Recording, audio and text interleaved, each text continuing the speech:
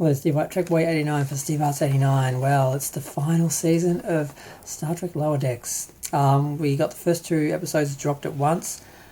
Dos Cerritos and Shades of Green.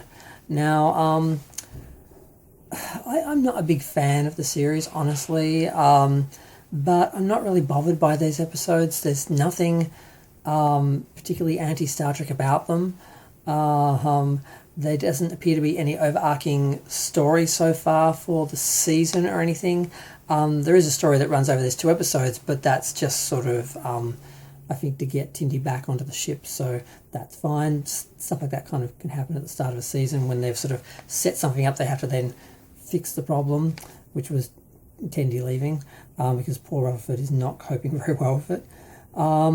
So we have the scenario that we saw in the trailer where they stumble across a time paradox thing, alternate universe, anomaly, whatever. It's not time specific. I know I said time paradox, but it's it's a thing, and they are exploring it, and then suddenly another Cerritos appears. So they get this alternative reality Cerritos that they interact with and compare themselves to, and we see that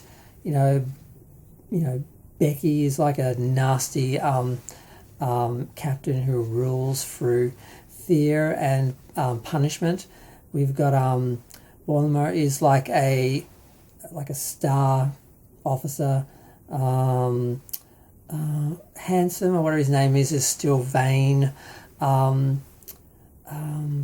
Rutherford is almost a Borg. He's got so many cyborg implants, and his way of dealing with not Mariner, Tindy not being in his world either in that universe, is that he's erased her from his memories, and that disturbs Rutherford. So he ends up reprogramming him, actually, because he tries to make friends with him, and he's not really capable of it. He's become more, I guess, cyborg to try and stop feeling human feelings, because things like losing people.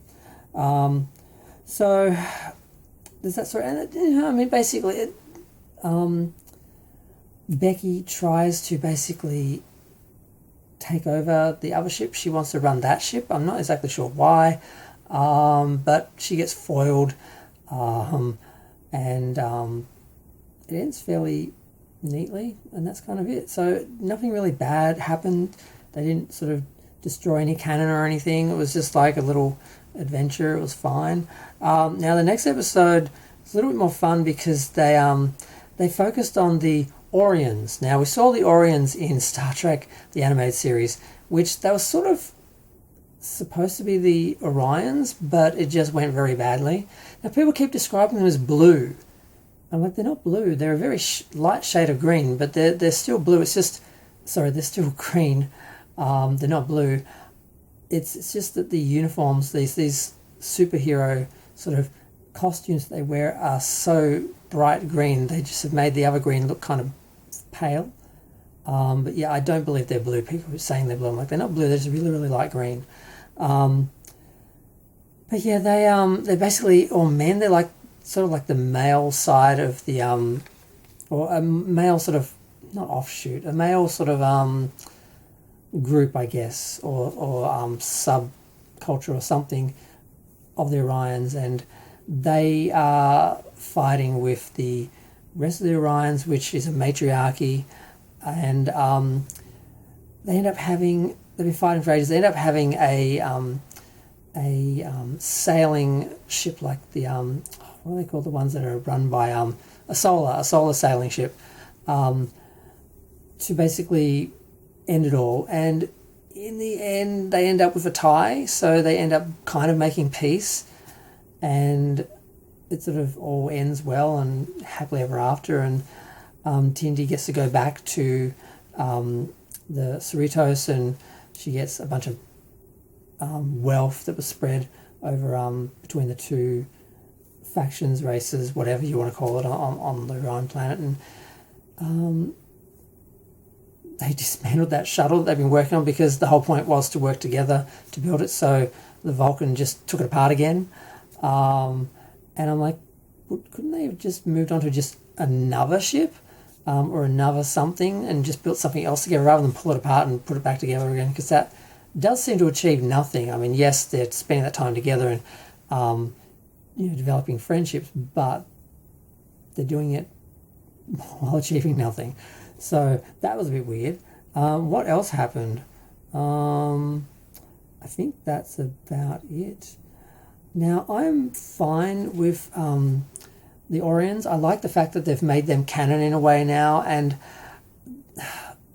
most of the time this show is sort of making fun of Star Trek, the original canon Star Trek, from the outside, whereas this didn't bother me so much. I don't know if it's because the show's cancelled and I'm just not bothered, because I'm finding myself, like with Discovery, I was a lot more comfortable with the last season because it was ending and it couldn't make anything any worse. It couldn't destroy anything else. It was over.